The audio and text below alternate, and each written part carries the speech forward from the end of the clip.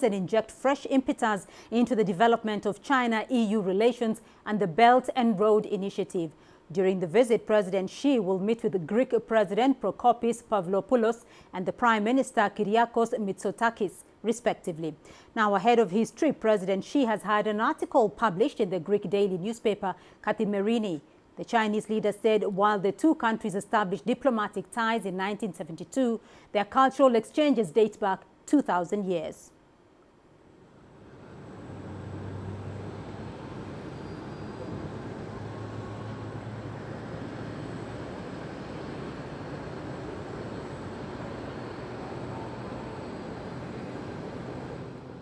We are bringing you live pictures from Greece, where President Xi Jinping has just arrived for a state visit to Greece, the first for a sitting Chinese president in 11 years. President Xi was invited by Greek President Prokopis Pavlopoulos. President Xi's entourage include his wife Peng Liyuan. As you can see, there are pictures of President Xi. He will be in Greece for the next 2 days, according to the Chinese Foreign Ministry. The visit is expected to further enhance China-Greece ties and inject fresh impetus into the development of China-EU relations and the Belt and Road Initiative.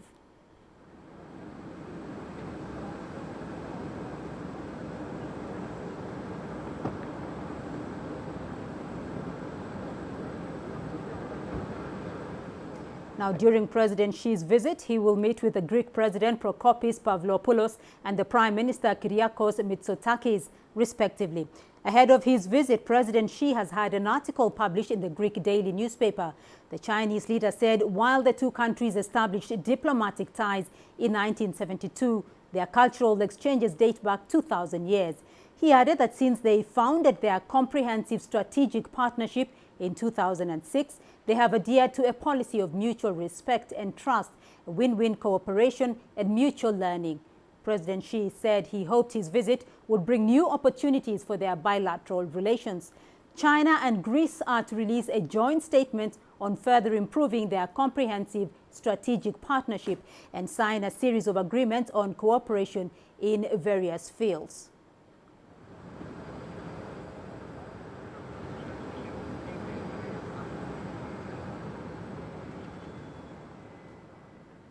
Well, following the Greek trip, President Xi will attend the 11th BRICS Summit from November the 13th to the 14th in Brasilia. President Xi will deliver a speech and attend relevant events of the summit and hold bilateral meetings with leaders of other countries. Now, Nawid Jabakil is in Athens and has more on President Xi Jinping's agenda during his visit to Greece.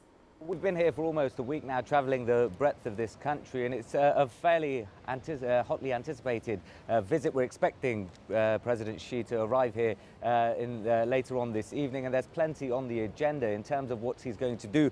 On Monday, he'll meet the Greek President Prokopis Pavlopoulos. He'll also meet the Greek Prime Minister Kyriakos Mitsotakis. And the timing of this is really, really important because just last week, the Greek government sent a high-level delegation. It was the guest of honour at the China International Import Expo. And when President Xi returns the visit and comes here, we expect plenty of trade to be high on the agenda. In terms of the bilateral relationship, it's worth about $7 billion.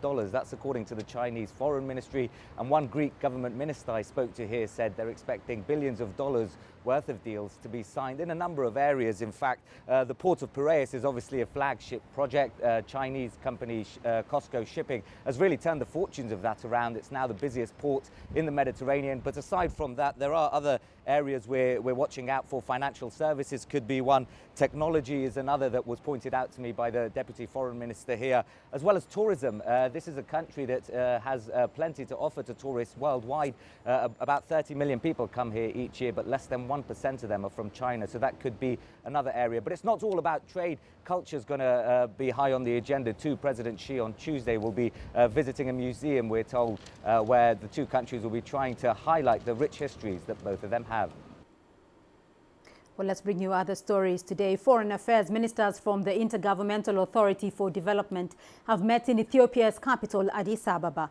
The leaders have discussed the new extension to the formation of a transitional government in South Sudan. The Council of Ministers demand that the peace agreement guidelines be set fast, agreeing that the extended 100 days will be utilized to resolve outstanding issues. CGTN's Coletta Wanjohi reports. The Intergovernmental Authority for Development says the parties to the South Sudan peace agreement had 63 tasks to complete before a new government is formed, but only 31 have been completed. Of the remaining, IGAD says 9 are critical to the immediate formation of the transitional government. Transitional period tasks in the security sector, such as cantonment, registration, screening, training, unification, and deployment of unified forces, and operationalization of the DR Commission, are lagging behind. The parties are yet to agree on the boundaries of states, as well as allocation of ministerial positions. The United Nations says it is also vital that sanctions by IGAD against opposition leader Riek Machar be lifted. This ongoing obstacle is surely not difficult to fix with some creative thinking. To promote face-to-face meetings and to enable him to be able to move around to do that, it should be resolved. Nor can it be that difficult for South Sudan government to issue Dr. Riek Machar with a South Sudanese passport in the spirit of building trust and confidence between the parties. The African Union, which was earlier opposed to an extension of the 12th November deadline for a transitional government in South Sudan, says the power to bring stability to South Sudan largely lies with its leaders. These people of South Sudan demand urgent peace and not war anymore. These citizens understand that not all outstanding issues in the peace agreement can be resolved overnight. However, they also know that if the parties wish for the country to return to normal life, this can be achieved. The South Sudan government has given its commitment. I would be remiss not to mention here the importance of positive messaging by the parties, IGAD member states, regional and international partners in creating a conducive environment for the parties to effectively and efficiently use the 100 days to complete the pending task. The parties have agreed to continue regular dialogue to bridge the mistrust among them. The region is asking the parties to the South Sudan peace agreement to exercise high level of compromise in resolving outstanding issues. They hope this will be the last extension to the deadline of forming a transitional government in the country that has suffered internal conflict since 2013. IGAD will review progress made by the parties after 50 days. Coletta Njohi, CGTN, Addis Ababa, Ethiopia. Congolese President Felix Tshisekedi is in Uganda for a 2-day state visit. Tshisekedi's visit has prompted a signed agreement between Uganda and the DRC that eases trade along borders. The two countries are concerned about the increasing cost of doing business in the region due to trade barriers and poor infrastructure. CGTN's Hilary Ayesiga reports. Putting pen to paper, Uganda and DRC Foreign Affairs Ministers sign a pact to boost trade. The agreement spells out cooperation in areas of trade, water, energy, tourism, transport and defense. We intend to build or develop infrastructure so that we can carry out economic activities to lead to economic growth for the benefit of our people. Because, as you know, in the absence of development, poverty sets in and becomes a vector for instability. The Democratic Republic of Congo is one of Uganda's largest export market, and to ease access to this market, the two leaders have agreed to improve the infrastructure. 3 major roads linking Uganda to DRC have been earmarked for construction in the next 2 years. Uganda exports cement, iron, steel, cereals and sugar to the DRC. In return, Uganda imports timber, gold, cosmetics and other minerals from the DRC. Figures from Uganda's Bureau of Statistics show that the volume of trade between the two countries stands at $532 million by July this year. But as they push for development, security remains a major concern. The eastern DRC is still prone to militia attacks and ADF rebels. To guarantee security of these areas, we need good roads so that the army can move. So it is trade, but also social, but also security. And as the two presidents strike more deals, there is hope that peace and prosperity will be achieved. Hilary Ayesiga, CGTN, Entebbe, Central Uganda. On to Somalia now, and normal day-to-day activities have resumed in some of the areas worst affected by recent floods in central Somalia. CGTN's Abdulaziz Bilo has more now from Mogadishu.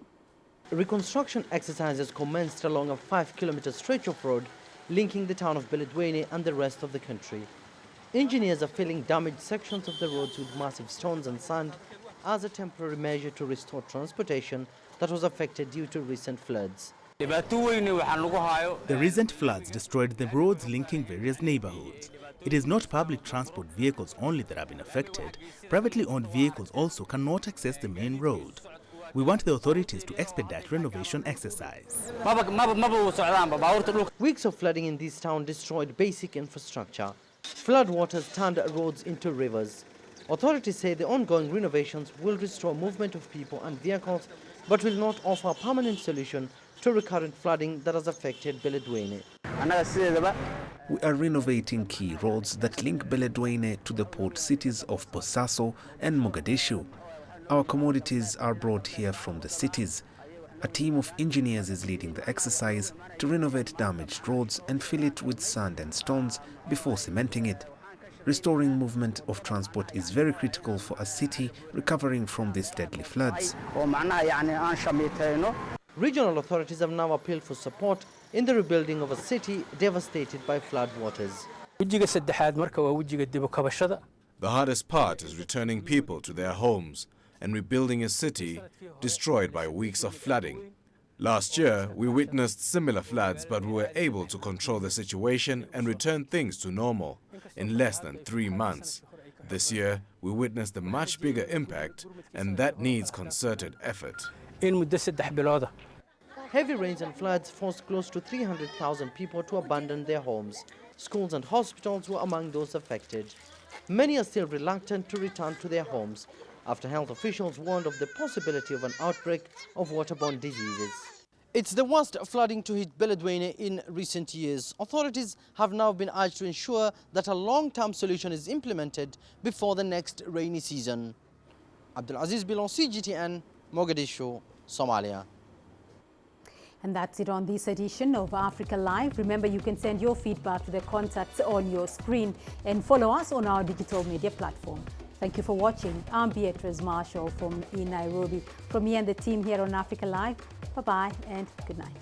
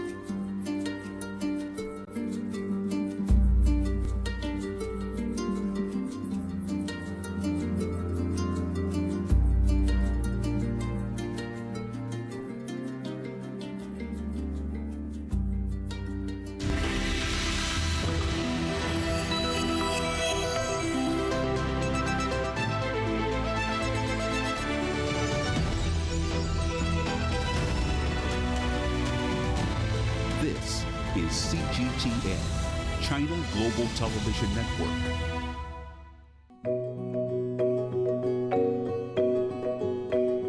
In this episode of Travelogue, I discover what makes the Chongqing lifestyle so unassumingly special and how it's evolving and modernizing along with the city.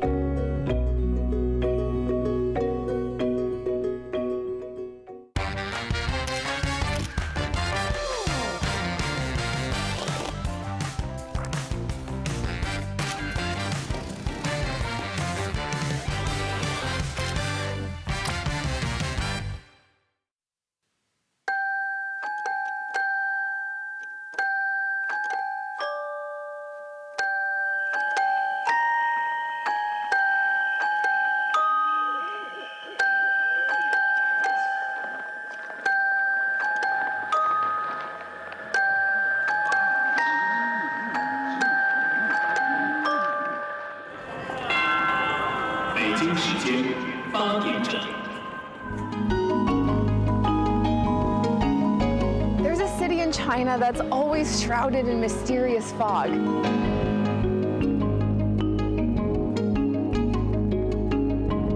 But the city that lies under it is actually one of the most vibrant in the country.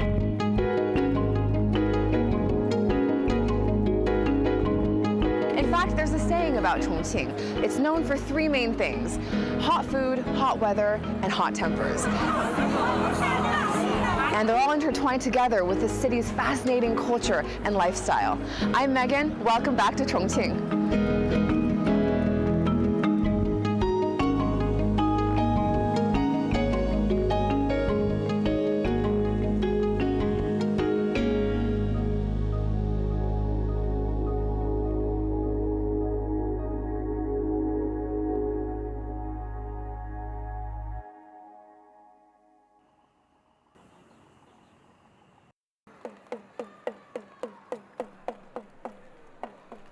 Chongqing lies deep in China's southwest.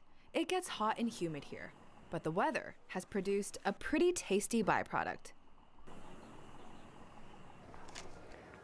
When you hear Chongqing, the first thing that probably comes to mind is hot pot, and that's because hot pot is really a way of life here. It's deeply intertwined with the culture and the climate and the history, so much so that there is even a museum here that celebrates all things hot pot. 什么叫火锅？吃火锅大家都很喜欢吃。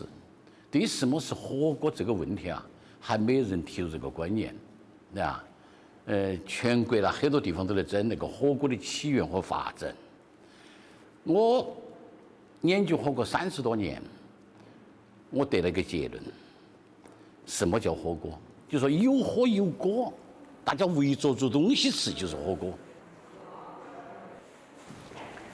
Before coming to Chongqing, I thought hot pot was just a meal. I had no idea that there were so many interesting stories that stem from the history of hot pot, and so many different types of pots too. I mean, there are ones here made from bronze and silver and porcelain. They're really like works of art too. They're very intricate and have these beautiful carvings and paintings on them that it's kind of like walking through an art gallery. 什么叫重庆火锅？这个是关键。 重庆火锅是麻辣火锅。又麻又辣。麻辣火锅是重庆的发源地。 Spicy bean paste stretching as far as the eye can see. This is one of the essential mouth-burning elements of Chongqing hot pot, guaranteed to make you slick with perspiration. And that's actually the whole point. According to Chinese medicine, living in a humid environment can cause excess internal moisture, and sweating it out is the only way to deal with it.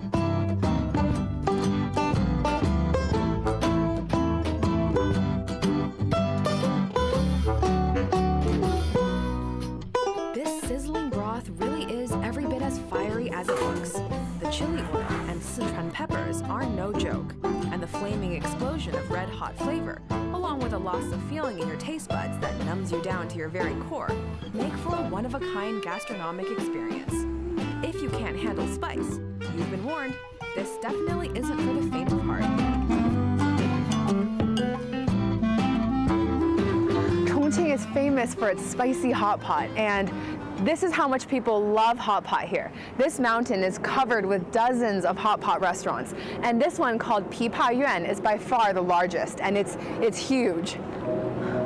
As huge as this city's hot pot obsession, there is a belief among the Chongqing locals that eating spicy food for generations has given them a collective toughness. As for the numbing quality of the spices, it's said that it helps to dull any pain or suffering, and that locals are more positive because of it.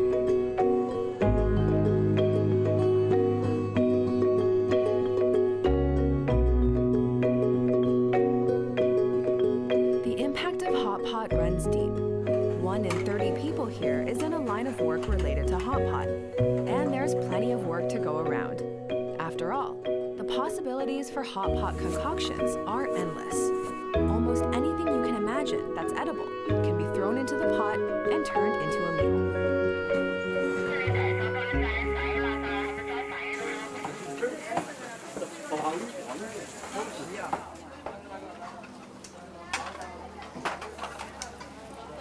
Hot pot is taken really seriously here in Chongqing. We're at a restaurant right now with an outdoor kitchen prep area, and they're getting all the ingredients ready for dinner. These are the hard pellets of ducks, which I've never seen before. It's the spot on the roof of the mouth, and those are cow lips. Never had that before either. I'm definitely having a lot of food firsts here. Things I'd never have expected to enjoy have ended up being mouthwatering after simmering in a stew of oil and chilies. It's remarkable to think that Chongqing-style hot pot actually originated as a poor man's food. It was popular among dock workers who could only afford offcuts of meat other people didn't want. They'd congregate along the banks of the Yangtze River at dinner time to boil up their meat. An open flame, a makeshift pot, generous helpings of spice, and dinner was served.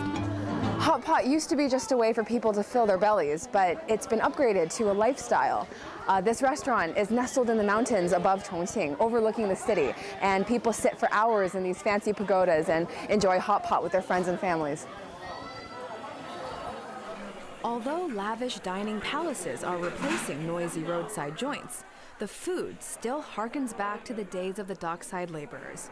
They often used metal frames to cordon off sections of the pot, so strangers could huddle together and cook their food in their own little patch.